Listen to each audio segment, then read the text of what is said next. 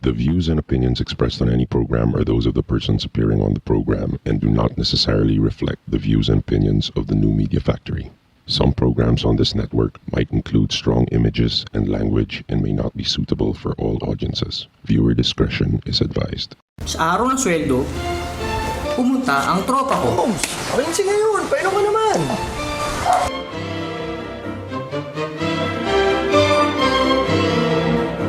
Sa araw ng sweldo, naglihi ang asawa ko. Jones, gusto ko ng burger.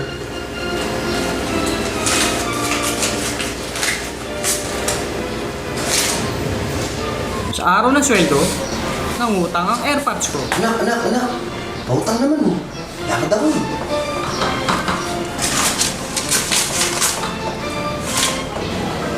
Pagkatapos ng araw ng sweldo, eto ako. Ikaw ay Filipino. Hoy pare, pakinggan niyo ako. Ito ng tunay na Pilipino. Galing sa baryo sa Pangbato. Pumunta ng Welcome to episode 2 of the call center show. My name is JM. Jones? Ella. Thank you. Nandito kami ngayon sa Central Plaza sa Eastwood. Yan o. Yeah. Nakita ba natin si ate dyan nagja-jogging?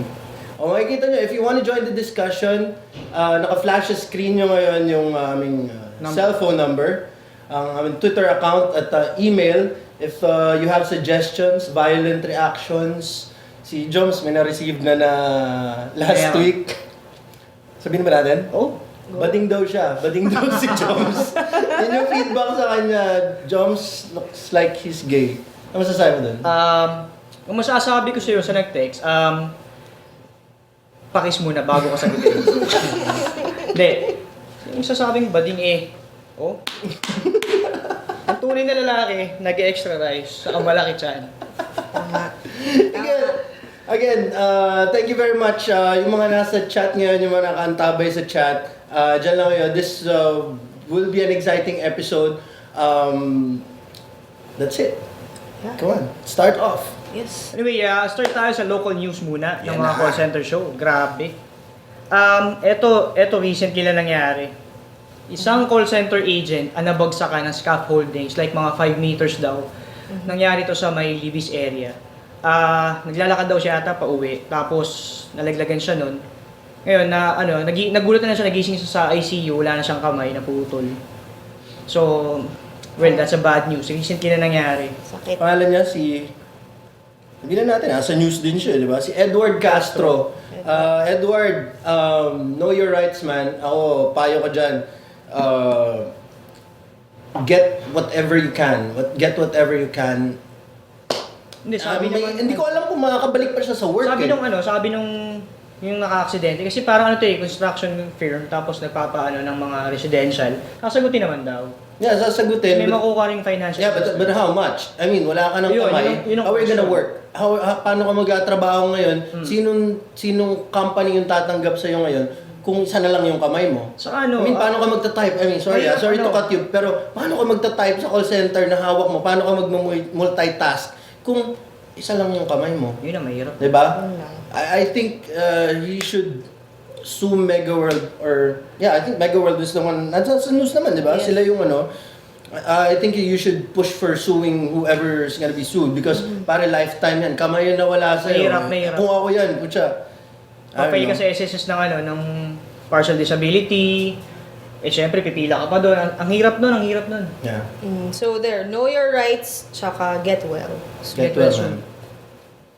Next. English flexibility, keep Pinoy call center agents ahead of competition. I agree. Actually, nung binigay sa atin itong material na to nung research team natin, brinouse ko siya, pero kanina umaga, medyo maganda yung gising ko nung iniwan mo ako kanina. Binasa ko siya, I mean, it's sort of a good news, but if you look at it on a different note, medyo kasi kakaiba Parang di ako natuwa dito sa news na to, because how it was presented is that parang sinabi dito, we see no challenges because of parang sa China, parang sina-challenge, parang ang China is one of the up and coming players right now when it comes to the BPO industry. But the thing is, parang hindi daw na-challenge. I mean, okay lang yan kasi like I've said in the last episode, we are the number one English-speaking country in our region. But the problem is, wala sobrang, I don't know, coming from, nung nagsimula ako ng 04, iba yung kalidad ng mga ahente dati. No? Tama. Don't get me wrong, guys. Don't get me wrong. But, yung kalidad na, bumababa yung kalidad ng mga ahente when it comes to speaking English.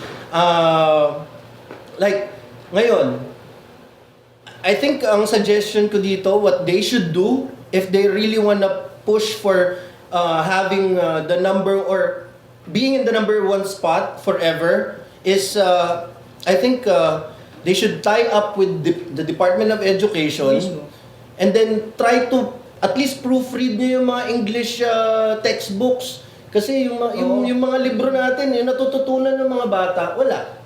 Maganda pa lang, simula pa lang at the early age, simulan mo na i-develop mo talaga yung skills nila pagdating sa English. Kasi ang bata, madali pa i-tweak yung mga dila niyan eh.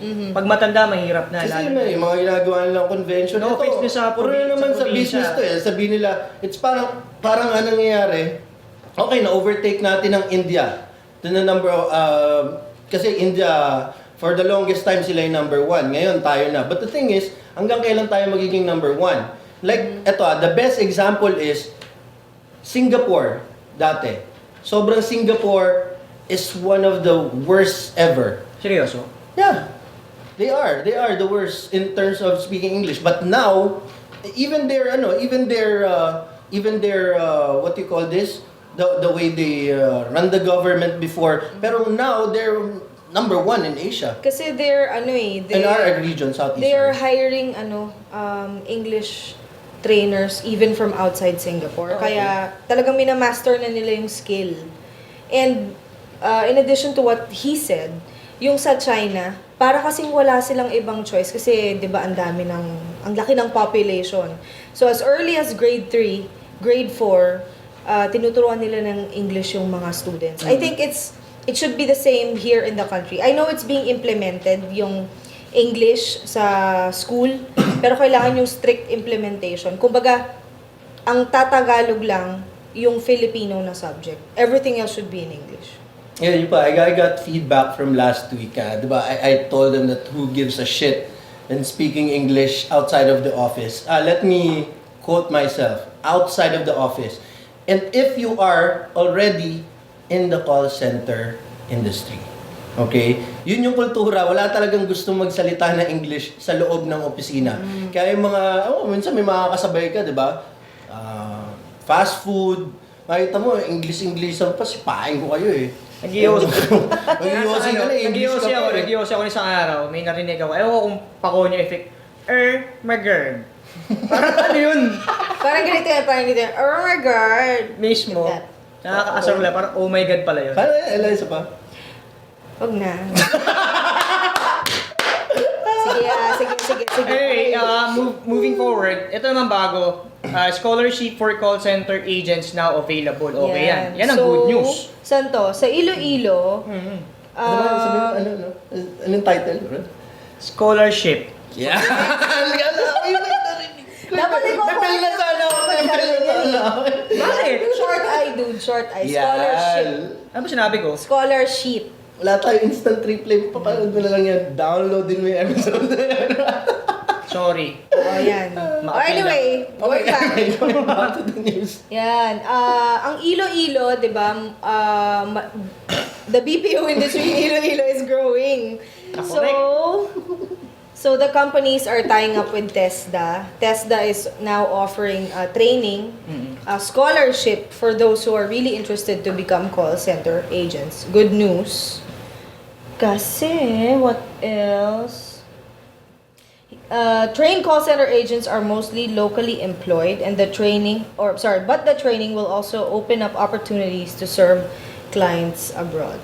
Yan, sana lang yung mga nila, no? Sana lang yung mga programs nila talaga. It's really, kasi sabi mo nga kanina, while we're off air, merong yung mga napoproduce din minsan, hindi at par to whatever the requirements of the BPO companies eh. Yun yung nagiging parang basta na lang makagraduate. Syempre, wala, not really kasi ang idea nila dito, if it's like publicly given, if it's like a public school, yun yung nagiging idea sa bansa natin. Pag public, hindi ganun kaganda. Sana lang, the government should change whatever connotation the people have. Hindi kasi ganito eh. Kapag tinrain yung agent, or pag tinrain yung person, most likely, kunyari sa government or may mga call center trainings, ang nagtitrain, teacher. Kunyari, teacher sa school. Hindi sa ina-undermine natin yung kanilang capability, but the training is very different. A teacher can train for, let's say, English principles, grammar principles, but not the accent, not the culture. That's why kailangan ng trainer from the call center itself. Yeah. Para mas ma-prepare mo talaga yung tao for jobs in... Ayun, sana lang sa mga BPO companies, me also coming from training, because prior to me going to operations, I was a trainer for 4 years. Sana lang magkaroon ng mga programs yung mga BPO companies na sila na yung mag-reach out in public. Kayo na yung mag-reach out in public na magtuturo kami ng mga pwedeng maging call center agents na, alam mo yun, yung mga bata pa lang, sana at least may monthly program sila na, alam mo yun, na makakapagturo doon sa mga bata. Kasi iba talaga pag yung mga trainers na galing na sa BPO, yung trained professionals na. I mean, teachers, the best yan, the best. But the thing is, are they really capable of teaching? Nung nangyari sa akin before, nung nag-start ako sa nag-apply ako, 1 week muna yon, nag-language training kami. Technically, walang sweldo, pero since gusto mo nga pumasok language training itself, tinuro yung accent mo, yung cultures nila, and all. Maganda yung may mga companies naman nag-offer ng ganun. So, if I were you guys, kung check nyo din yung company, bago kayo mag-apply yung background nila, mag-research din kayo. Hindi lang, basta marunong mag-English, apply, pasok ka. Mag-research din kayo kung maganda ba. Meron talagang mga call center, siguro bilang lang, master talaga nila yung training. Merong mga call centers na they're really known for training. So let's say mag-start ka dun sa call center na yon. When you move or when you decide to move to another call center, naka-establish ka na. Pag nakita sa resume mo na dito ka galing na kumpanya, and this company is known for its training, okay ka na. Parang nakikinabang ako dyan eh. Parang nakikinabang ako dyan. Kasi I was part of the training team na talagang hanggang sa Pinoy Exchange maganda yung feedback. I mean, pangit na yung, I won't mention what company, but was really very fortunate to be a part of that team. Sobrang astig talaga yung training, astig yung discipline when it comes to training call center reps. So, Rock and roll. Come on, next news. Eto, tragic. Call center agents sue employer. Man. Anong nangyari dito sa Cebu? May 200 terminated na employees. Tapos 23 sa kanila. Ilan? 200? 200. Maliit lang na bilang.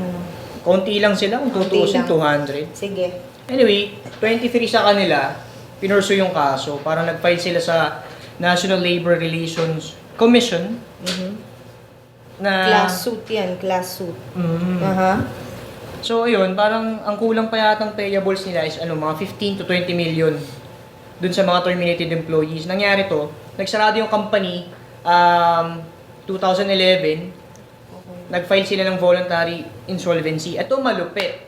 Yung company na yon nagbukas uli, ibang pangalan naman. So, doon naghahabol ngayon yung... Yun nga yung tanong ko parang hindi ba na-monitor ng DOL yun? Yun na nakapag-tayo pa sila ng bagong company under a different name where, syempre sila rin naman yun eh. Ano ba, pinangalan ba sa iba? They could have back-check kung sino yung mga taong nito. But, 200 agents, sobrang medyo masakit yun kasi 200, I saw before around 400 agents get laid off. And it's really not a good sight to see na makita mo na mawala ng trabaho yung mga taong nagpapakahirap dun sa account na yun, and then the client decides to just close because they can't afford it anymore. I mean, ano yung mga plans ba natin dito? Yun yung gusto namin itanong. Yun yung gusto Ang ano namin kasi itanong dito, sa ang government. problema dito, yung mga ganyang kumpanya, ang nangyayari kasi dyan, yung kulang kasi tayo sa regulation eh. Sa nung appropriate governments natin. So, kagaya nito, sinabi nung isang parang union na Congress of the Philippines announced it will look into the possibility of making the BPO industry into a labor organization. It should be. Dapat, noon pa lang. Well, enough of that. For now, ito yung magagawa natin to like have the voices heard of these people na sana may makinig. But in any case, kasi part din siya nung ano natin, Oo. ano main topic natin ngayon. Kasi looking at this, 200 nawawalan ng trabaho na parang nililay off na lang nila, which brings me to my question na ganun ba talaga kaliit ang tingin nila sa mga nagtatrabaho sa BPO industry? Parang ganito kasi yun tatanungin ka, ano ba, kakilala mo, saan ka ba nagtatrabaho? Sa call center. Ba't nandiyan ka? Ba't wala ka ba ma-apply? Di ba Di ba nurse ka? Di ba engineer ka? Ba't ka mag-a-apply dyan sa call center? Wala kang matututunan dyan. I mean, me, So sad. kung ako sabihin, sampalik ko yun eh. Parang, diretsa ang sagot, parang who the fuck are you para sabihin ako na ganun? Hindi mo ba alam kung gaano kahirap yung trabaho na yun? Diba? Akala kasi nila kung gusto mo ng madali ang trabaho, call center. Hindi. Hindi ito madali. Hindi ganun kadali. ang Sabihan ka call ng sabihan ka ng call center, sabihan ka ng customer mo, nasa call center ka, bago ka pa lang, baka mag-resign ka na pag ito sinabi. Why don't you bring your product into hell and shove it inside your motherfucking ass? It's over! Di ba? Tsaka sa call center, pag yung they don't treat, the customers, pag tumatawag yung customers sa call center, they treat people na, alam mo yun, they don't care if you're day 1 or if you're 5 years on the job. Basta pag salang mo sa telepono, all they want is answers. Ganun kahirap. Ikaw, pag doktor ka, or pag ikaw ba, papayagan ka ba agad mag-opera? Hindi. Hindi eh. Siyempre, you'll go into stages May na internship pa may rin. internship ka. Dito wala. Pagkatapos ng training, after the training, swerte mo kung may nesting ka. Napakaswerte mo. Yung Nesting. iba, pagkatapos, What is nesting? yeah, nesting Define. is yung after training. Sa mga hindi nakakain. Sorry, jargon. Yung nesting kasi nesting. Yung nesting kasi after training, para siyang, you'll have Transition. a transition stage from being from training going to operations na magko-calls ka, then you'll be pulled out by your trainer, you'll be pulled out by your team leader. Yun yung nesting phase. Usually it's 1 Ano na week, siya, 2 weeks. Actually, depende. Trial na siya. Trial Parang siya trial. ng application, yung mga natutunan mo. Nagla-live ka, live na customer na mo, pero may naka-jack sa'yo or may naka-body up sa'yo na SME, na expert na rin. There. So, yun. May kukwento lang ako. Speaking of call center versus other industries, I remember one time, my friends and I, we went to our school kasi kukuha ata kami ng transcript. Tapos, yung professor namin, so kinamusta kami, kamusta na kayo, blah blah. Kasi the three of us, especially my two other friends, they're really achievers, as in like overachievers. Tapos sabi nung prof, saan ka na? Saan na kayo? Ano nang trabaho nyo? Ako po, flight attendant na po ako. Oh, Okay. wow, that's great. Tapos yung isang kabarkada, parang manager or associate manager sa isang top airline dito sa Pilipinas. Oh, okay. O ikaw, Ella, saan ka? Tapos sabi ko, sa call center po. Tapos alam mo yung bigla siya nagbago talaga siya ng expression. Tapos sabi niya, bakit sa call center lang? I mean, ba't hindi mo pinursue yung course mo? Parang ako, ano namang masama kung call center bilang na, So there. Sabi ko, ako po ay English trainer. Tapos nagbago na siya. Oh, wow, that's great, blah, blah, blah. Yan, maganda Pero yan, dun the maganda. idea there is yung nasabihan ka pa rin na, alam mo yan, Bakit may lang? ba't may lang? Hindi Marangal naman yung trabaho ko. Yeah nga.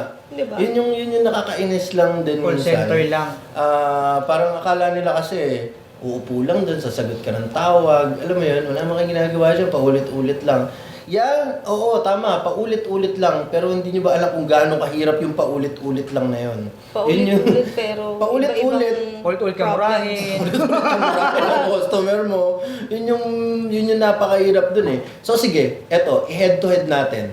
Tingnan natin kung alin talaga ang, comparing it, sige, magsama-sama na sila lahat. Lahat ng industry, pagsama-samahin na natin. Sige. Hindi naman sana, no offense dun sa other industries. Yes. Ito lang yung nakikita namin as a BPO versus other industries. Yep. Kami muna ngayon. Para sa inyo to, ahente kami. Well, at least we don't undermine them. Pinapakita lang natin yung difference, Mismo. between the two. Yep. Okay, let's bring it on. So, first off, pagdating sa age requirements, dito sa BPO, wala pong pinipili.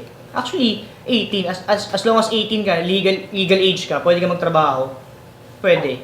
Ngayon, sa iba, pinag-retire ka ng 60, dito pwede pa, kahit mga 70 plus ka pa, basta kaya mo pa magsalita, makapag-type ka, multitask. Dun sa mga sa mga bata, we require them to have parental consent. Talaga, pwede na ba ngayon? Meron, pwede yun. As long as ipoprovide nila like first day of training. Kapag wala, medyo tagilid tayo ng konti. Ako, for instance, I had a trainee before, 69 years old na siya. Galing siya sa isang malaking kumpanya, nag-retire siya, tapos naburyong siya siguro sa bahay. Nag-apply siya sa call center. Ano yung boryong? Naburyong. Nainip. Kantong-kanto, pare. Buryong, pare. Nainip siya sa bahay. Tapos, yun. Pero, represent. pero ang medyo, naman sa kanya, considerate naman sa kanya yung management kasi ang shift niya, morning. Kasi sa gabi, wala na, expired na si Lolo. Sa ibang call center. Pumanaw.com. Sa ibang industry, may tatanggap pa ba sa'yo na, pag more than 40 ka na? Wala, mahirap. Mahirap na. Meron, kung ikaw na yung pinakamagaling siguro. Presidente ng Diba? kumpanya. Yung mga ganun na yung level mo. Kasi dito, I remember training, which brings me dun sa, yung no specific educational background. Actually, di ba, Ella? Walang dito eh. Tayo, nakapag-train na tayo ng mga tao na, alam mo yun, from high school graduate lang siya. Tapos, alam mo yun, may mga ganun eh, special ramp-ups, di ba? Minsan high school graduate, ngayon yata, at least second year college na. I remember once training isang babae na wala siyang alam talaga na trabaho. Kasi she was a housewife. Tapos yun yung trabaho niya. Na-force siya to work because medyo hindi na kasya yung sweldo, lumalaki yung anak. Then, pumasok siya. I trained her for like a consumer electronics account. Anong nangyari dun? Alam mo, hindi siya marunong mag-copy and paste. Hindi niya alam yung Internet Explorer. So what we did was, we spent extra time like explaining what copy-paste is, how to do Control-C and Control-V. Kasi nga wala nga pinipili dito eh. Walang specific educational background. Walang age na And after that, ang makulit lang doon, yun lang ang masarap na to na gusto kong i-share sa lahat, na I received an email after 6 months. She was transferred to a different account. I was like, pagising ko parang, those are the emails that would make up your morning na, actually morning, night ka papasok, pero morning, feeling mo morning. Pagbukas mo ng inbox mo, thank you siya, she was regularized, na, alam mo yun, Nakakataba ng puso yun. Nakakataba talaga ng puso yung mga ganun. Marami akong naging trainees, nurse, PT, teacher, halo-halo. Tapos pagtatanungin mo sa kanila, what the hell are you doing here? Gusto lang daw nila i-try. They want to develop their communication skills. Yan naman ang generic So there. Alright. Next up we have, You mentioned that, at least second year. at least second year. And then, we work on holidays. Especially those campaigns na 24/7. Ako, 8 years stint, parang 2 beses pa lang yata akong nagpapasko sa bahay. Actually, yan ang hinahabol ko. Pag bilang ahente, grabe night diff dyan, grabe yung double pay dyan. Galit na galit. Ewan ko sa mga bossing ko. I mean, okay lang kasi yun eh. Okay lang naman kasi yun. Kasi ang mangyayari dyan, okay lang sana kung holiday, nandun ka sa bahay nyo, umaga yung trabaho mo, hindi gabi eh.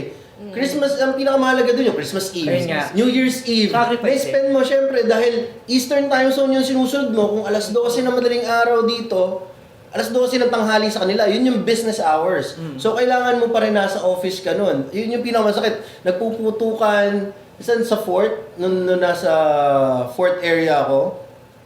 Alam mo yun, fireworks display. Nandun kami sa opisina. Nakatanga kami sa bintana. Alam mo yun, nahiya pala, lalabas kami, magpaputok kami sa labas. Pero, the thing is, those are the days na dapat nandun ka sa pamilya mo. Those are the days na dapat nandun ka sa bahay mo. Ayun yung isa sa pinakamahirap. Minsan, sa kanila, sa other industries, matik yan, 1 week pala, pag sinabi ng presidente na walang pasok ng ganitong araw, wala nang pasok talaga. If it's a long holiday, hindi uso sa amin yung long holiday. Nung bagong taon, yung huling bagong taon, nasa office ako. Sakto, alas 12 yung yung shift ko. Sakit. Di ko man lang napanood yung fireworks display. Fireworks display. Di ko man lang napanood yung fireworks display.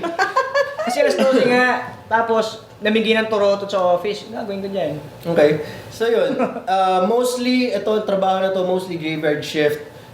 Kahit pa yung sa UK, ganun eh. UK, US, especially US accounts, yun kalimitan talaga graveyard shift. Sa ibang industriya, kung anong oras dito ng trabaho, kung anong business hours na nandito, yun na yun.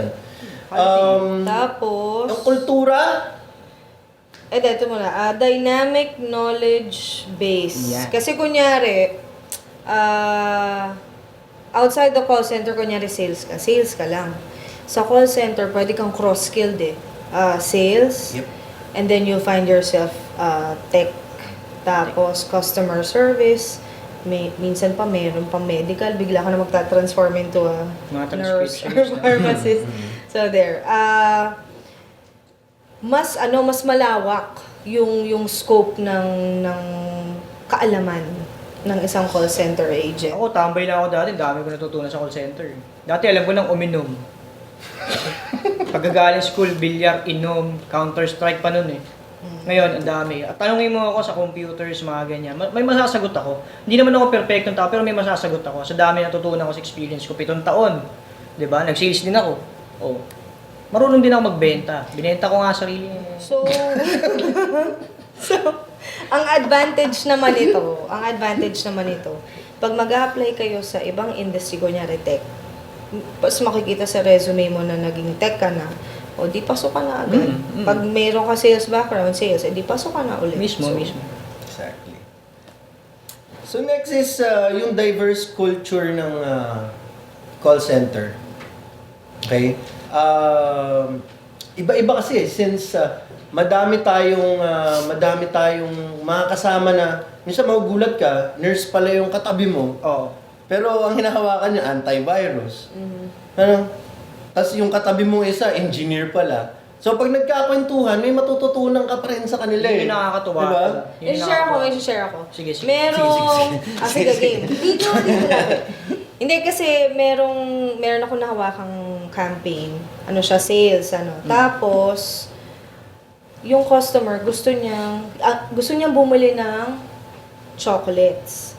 Ngayon, sabi nung customer, pwede ba yung dark chocolates kasi ibibigay niya daw sa kanyang friend na diabetic. Is it okay? Basta gusto lang niya magbigay ng chocolate sa isang friend na na parang who's having a rough day. Pre, ito sa'yo, patayin na kita. Yan. Tapos ngayon, to si agent, syempre hindi niya alam gagawin. Pinlace niya on hold si customer. Sakto yung katabi niya nurse. So, pinatanongin niya, te, okay lang bang magbigay ng chocolate sa tapos dark chocolate pa? Hindi pwede. Kasi lalong mag-shoot up yung sugar level. Diba? So, nag-offer si agent ng white chocolate instead kasi mababa yung chocolate content. Yung boss ko din, pag nakaka-receive ng mga med-search yan, na hindi maintindihan ang kinalahin ng Sorry po sa mga ano, sa other industry. Medshirt, may katabing, talagang RN yun. Yung ano ko, yung teammate ko. Basa, decipher din siya, decipher pa. Boss, ano, lagnat. Ganun po. Ganun. Maganda. Ang dami mong matututunan dito sa diversity ng culture namin. Kung ano-anong lahi. Kung ano-anong course. Lahi. Lahi talaga. Benetton. Kung ano-anong mga courses na ano. Pag nagsama-sama kayo, ang ganda. Topic nyo, pinag-uusapan nyo and all. Sobrang, pag talagang nandun na, yung topic, yung mga experience nila sa field. Kasi parang ako, nag-waiter ako dati. So, may nakukwento din ako. Yung iba naman, nag-nurse muna sa ospital, nag-call center.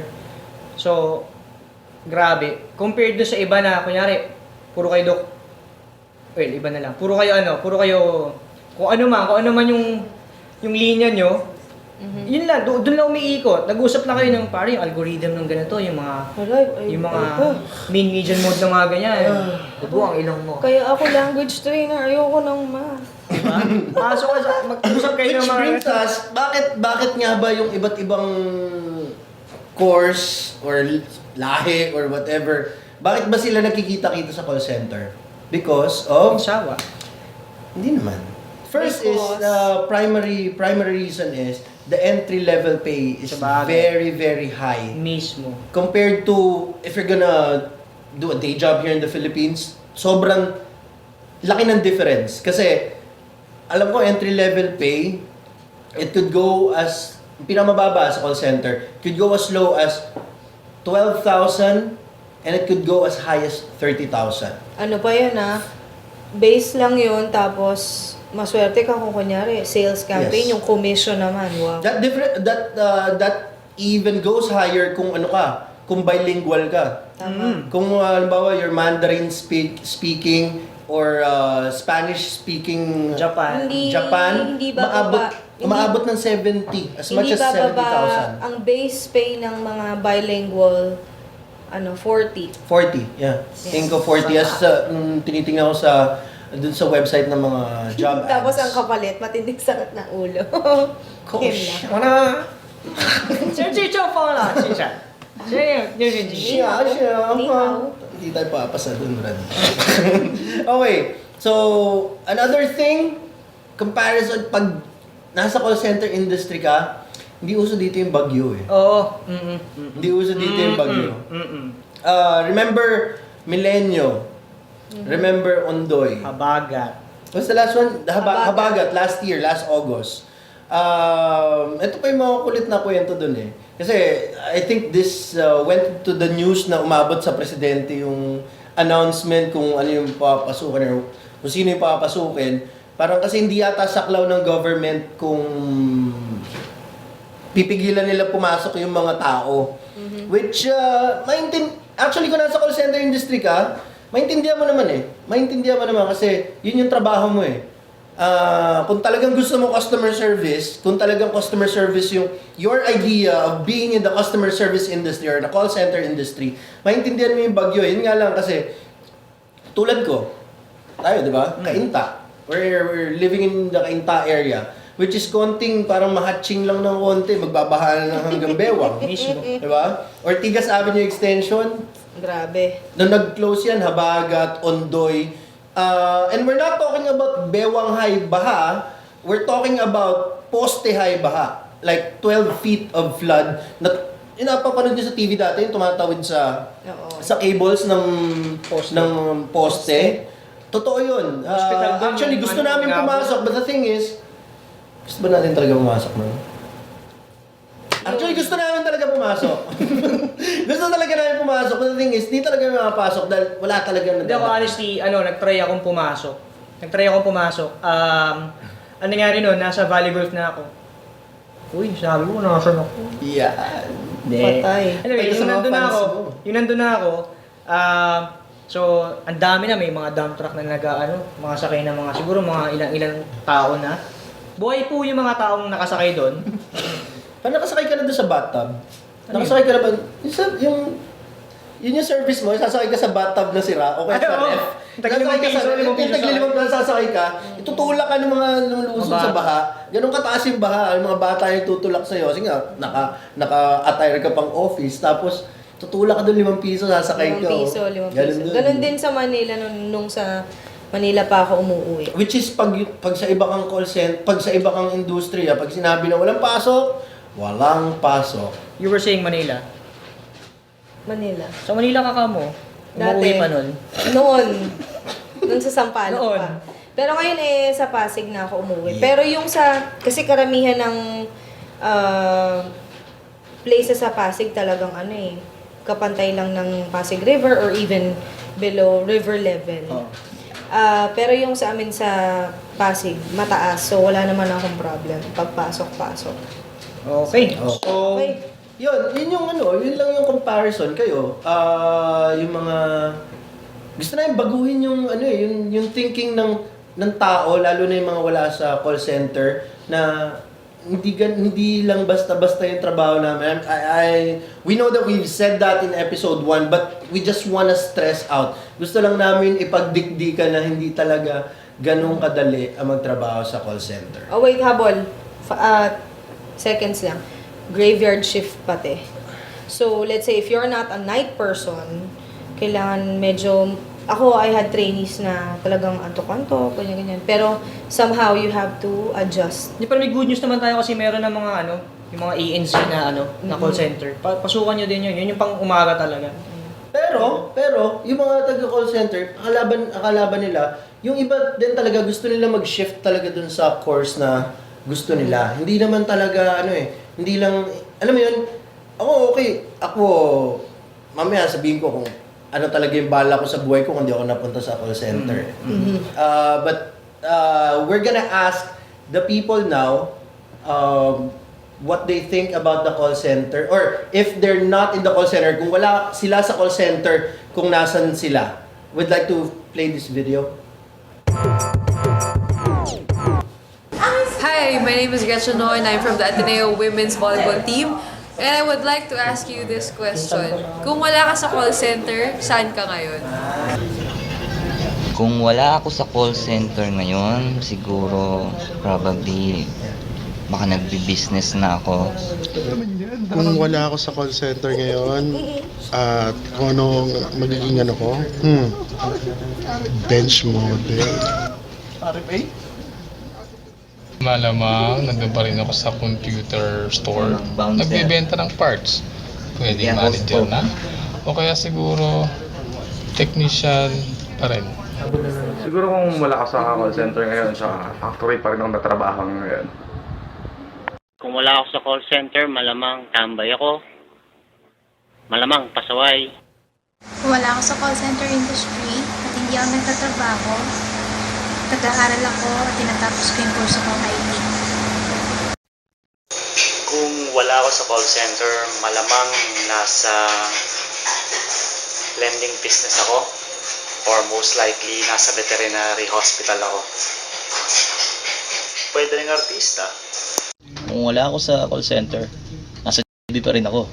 So from my former managers, sorry boss, I ate all the patties. Wala ako sa call center.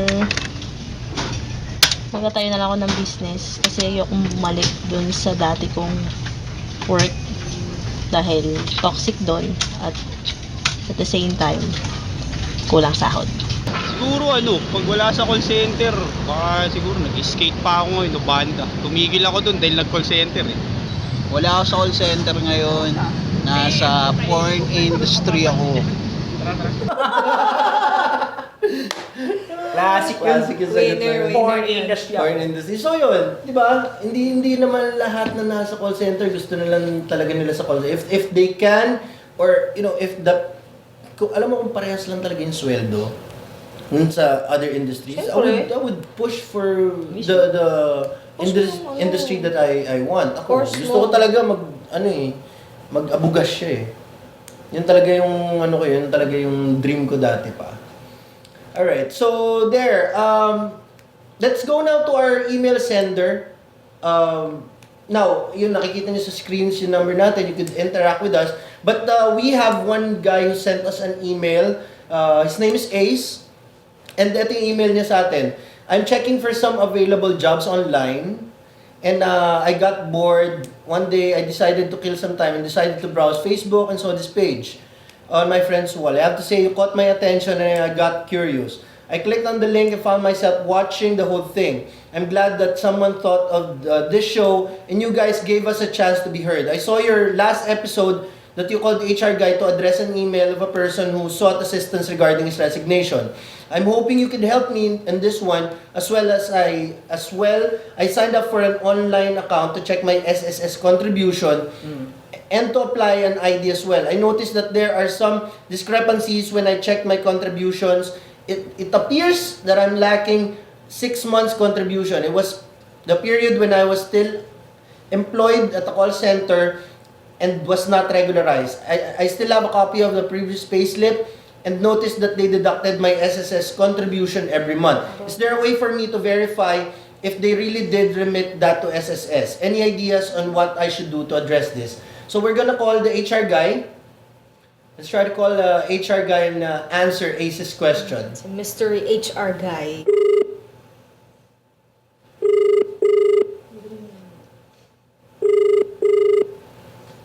Hello. Hello, HR guy. Hi, how are you guys? Yeah, we're doing good.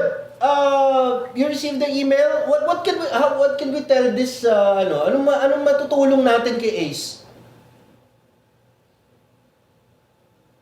Hello. Hello. Yeah. HR guy.